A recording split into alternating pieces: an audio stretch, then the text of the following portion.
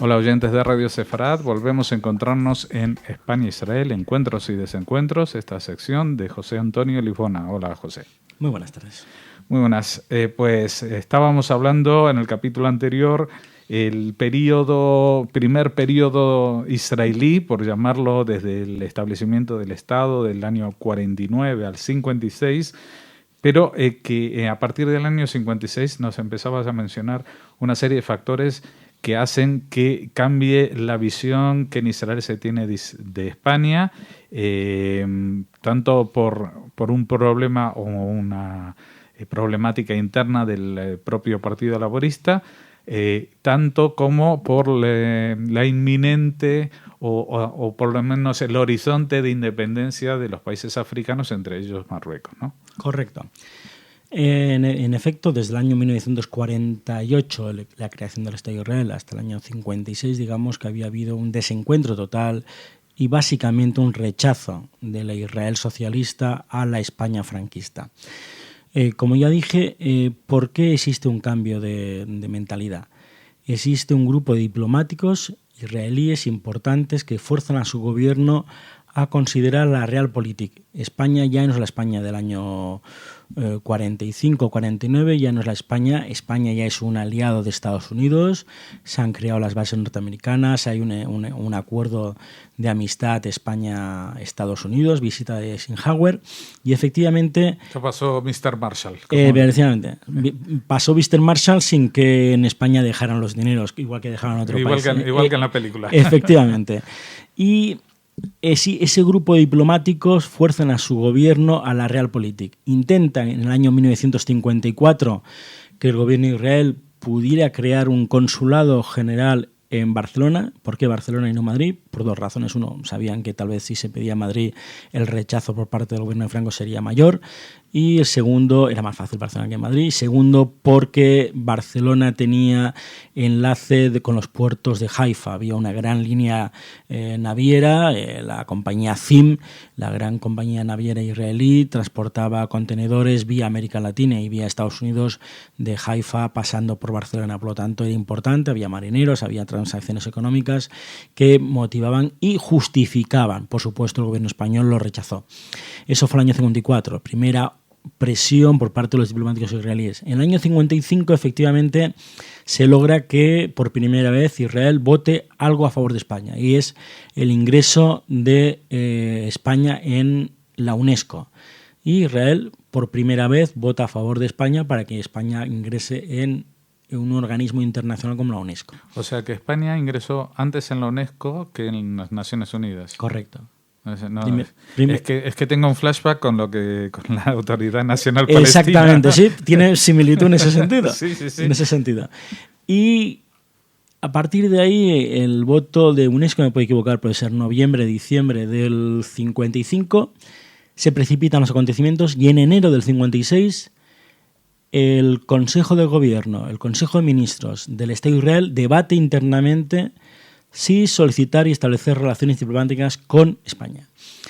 En enero del 56, el gobierno de Israel decide internamente, según el acta de esa reunión, que se soliciten oficialmente relaciones diplomáticas a España.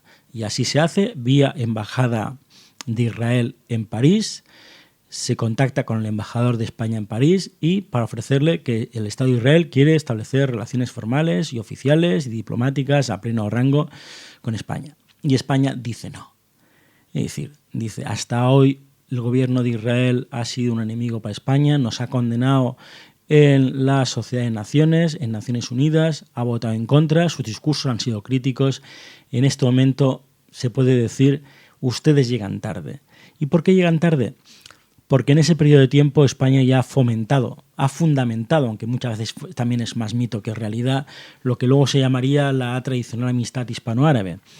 Y digo más mito que realidad porque se dan las circunstancias. Mientras en España en los primeros años circulaban dictadores como el rey Abdallah de Jordania, Farouk de Egipto, Faisal, otros dictadores, en esos primeros años, cuando van cambiando los regímenes en el mundo árabe y se cambia Farouk por Nasser, o se cambia Idris en Libia por Gaddafi, o se cambia el propio mandatario iraquí y viene aquí Saddam Hussein como vicepresidente del gobierno iraquí. Es decir, independientemente que los regímenes árabes cambiaran de ser unos reyes totalitarios, dictadores hegemónicos, a otros hegemónicos totalitarios de signo tal vez revolucionario, tercermundista, en ese caso la España de Franco sigue apoyando al mundo árabe. Se había creado una imagen hacia el mundo donde España tuvo que crear una pinza, lo que se llama la política de sustitución.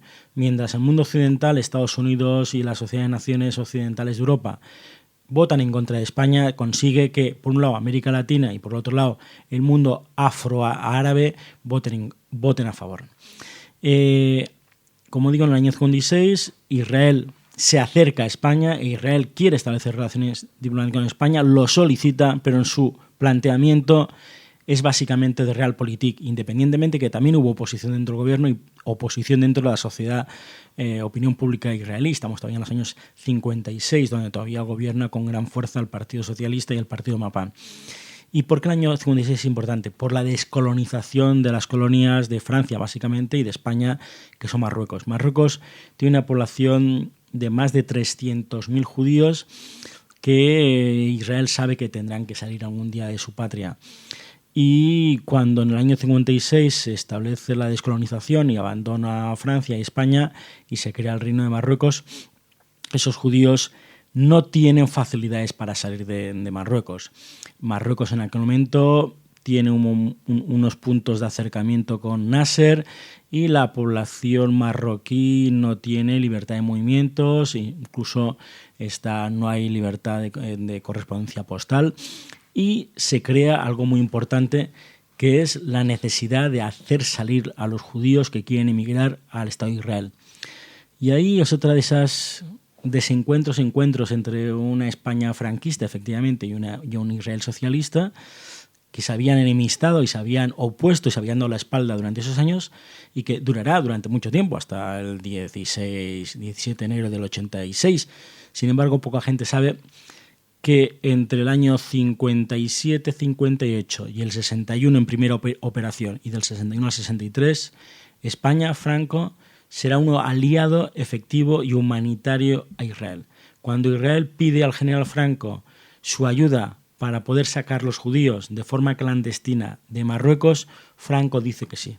Uh-huh. Y hay dos personajes importantes, ya están escritos, yo mismo lo he escrito, por parte de las comunidades judías aquí en Madrid, que hacen esa labor. Hay emisarios israelíes que vienen a España, que se entrevistan con el entonces jefe del Estado Mayor del Ejército, el general Muñoz Grande. Es decir, el propio general Muñoz Grande, que había sido el jefe de la División Azul apoyando a los nazis, es el mismo general Muñoz Grande que apoya a los voluntarios espías del Mossad para que colaboren desde la zona española y desde Ceuta y Melilla a sacar judíos clandestinamente de Marruecos.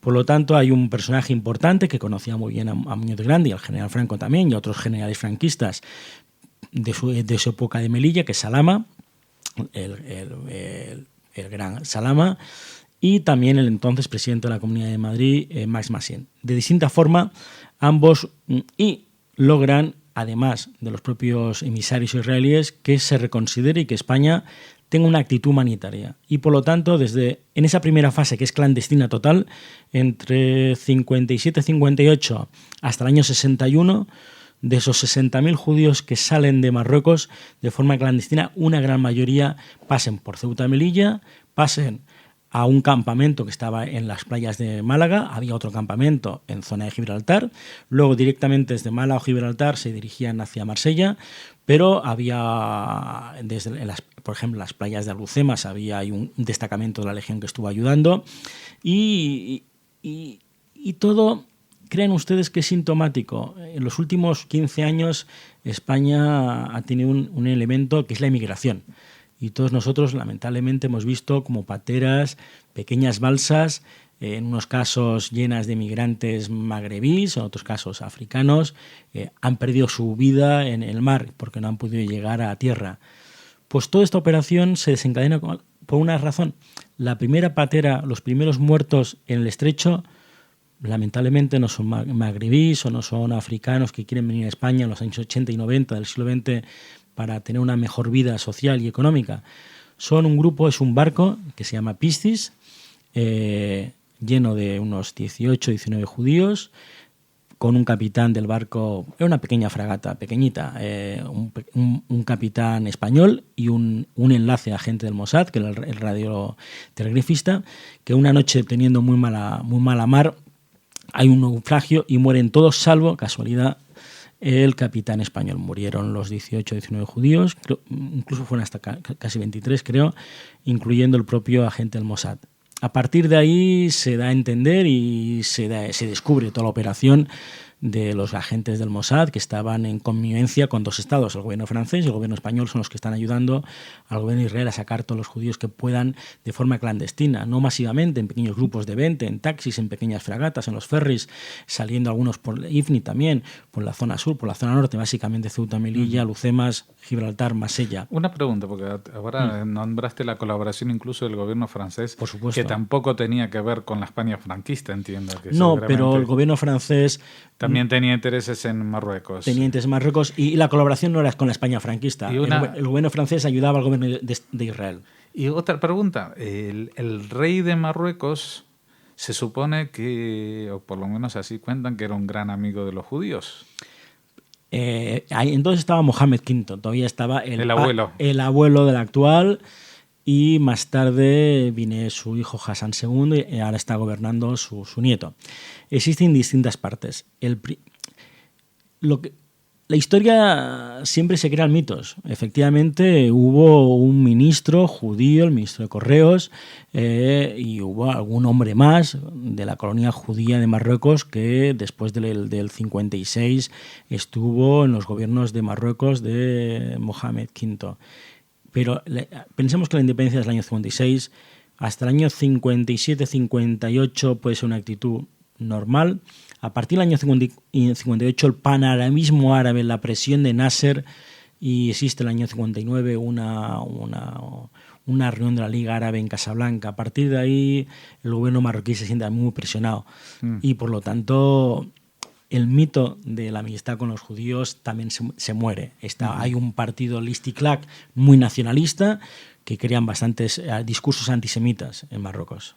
No, porque también eso me retrotrae al futuro, cuando el gobierno marroquí de pronto se ve presionado esta vez por los islamistas y su, entre comillas, amistad hacia los judíos marroquíes, no hacia Israel, pero hacia los judíos marroquíes, siempre se ven entredichos por estas presiones internas, ¿no? En esa época eran los movimientos los nacionalistas, panarabistas y islamistas. Estamos hablando del mismo año que se crea, si no me equivoco, esta República Árabe Unida. Correcto, entre Egipto y Siria. Sí, eso entre países separados geográficamente, ¿no? Y eso es hasta el año 61, operación clandestinas, con operaciones de todo tipo humanitarias, y en el año 61, debido a al naufragio, la opinión pública, la prensa norteamericana, portada en New York Times, la prensa europea, francesa, Inglaterra, se da cuenta de lo que está sucediendo en Marruecos.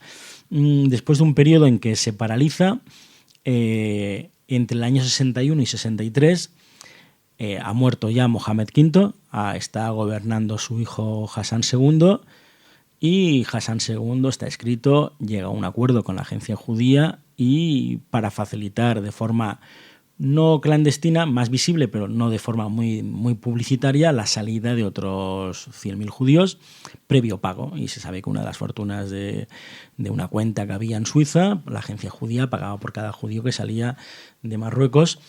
Básicamente en ese periodo 61-63 pasaron menos por España, pasaron más por Francia. Pero lo que quiero decir que la España de Franco, enemiga de Israel, establece una serie de acuerdos de base humanitaria para apoyar a Israel a sacar judíos de forma humanitaria de un país donde estaban perseguidos. Y eso que podemos extender desde el año 58-59, en el periodo clandestino hasta el año 61, y en el periodo más visible hasta el año 63, la última Operación Yakin. A partir del año 63 ya va en menor medida la salida de judíos. Sucederá más tarde con otros países. En ese periodo en que España ha creado el mito de la relación privilegiada con el mundo árabe, la tradicional amistad hispano-árabe, y por lo tanto rechaza tener relaciones con Israel. Esa España que rechaza a Israel acepta ayudar a Israel en áreas humanitarias. Y lo mismo que hizo en Marruecos entre el 58, 59 y 63, lo desarrollará más tarde en el 67, la colonia judía de Egipto, tanto en el Cairo como en Alejandría. Muchos eran sefardíes y algunos tenían pasaporte español del famoso decreto de Primo de Rivera de 1924, pero otros no. Y nos encontramos con otro justo, poco conocido, que es Ángel Sagaz, que es el embajador entonces de España en el Cairo. Ese sí, con instrucciones precisas del Ministerio y tanto del Ministerio de Asuntos Exteriores como por parte del Pardo, del general Franco, se facilita la salida de judíos desde el Cairo y de Alejandría. El gobierno israelí, a través de la agencia judía, ponía el dinero, ponía, digamos, los transportes, y el gobierno español ponía los pasaportes y lograba la aceptación del gobierno entonces muy radical de Nasser del 67 para que pudieran salir. Eso sucedió en el 67 en Egipto, sucedió en Libia, sucedió un poquito, no se logró mucho, en Siria, pero efectivamente esas actitudes humanitarias se lograron en los países árabes. Por lo tanto, había un desencuentro en lo político, había un gran rechazo entre España e Israel en lo político, y en los años 50 y a partir básicamente de los años 60 se crean unas relaciones muy privilegiadas a nivel de ejércitos y a nivel de servicios secretos. Bueno, vamos a dejarlo aquí porque estamos acercándonos a una fecha que va a ser clave no solamente para las relaciones de España con Israel, sino las relaciones de Israel con el mundo, que es el año 67, que va a cambiar la tortilla, va a darle la vuelta a la tortilla y van a pasar muchas cosas, ¿no? Como digo, no solamente en España, sino incluso entre lo que es la izquierda e Israel, la derecha e Israel. Todo eso va a pasar en el año 67, en una fecha que hace poco hemos festejado justamente los 45 años, la guerra de los 6 días. Muchas gracias, José Antonio Lisbonas, y a ustedes no se olviden, dentro de 2 semanas volvemos con esta interesantísima historia apasionante que parece un thriller, aunque nosotros estemos al final y sabemos qué es lo que pasa hoy en día. Lo extraño de este programa es que uno se apasiona por saber cómo fue el camino, cómo se fue haciendo piedrita a piedrita este camino. Muchas gracias. Gracias a vosotros.